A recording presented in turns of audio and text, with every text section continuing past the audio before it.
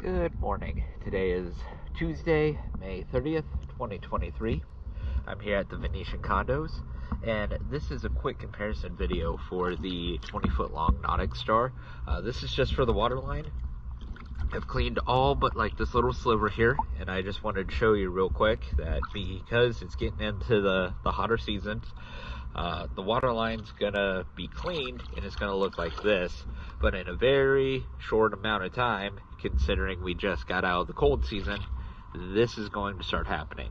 So if you do end up seeing it like this, probably in about a week and a half, maybe even 2 weeks, that water line is going to start growing a lot quicker than what it normally does. So I'm going to go ahead and show you underneath the water what it looks like now versus what it's done, and then I am going to clean that up just to where you guys have a field of reference.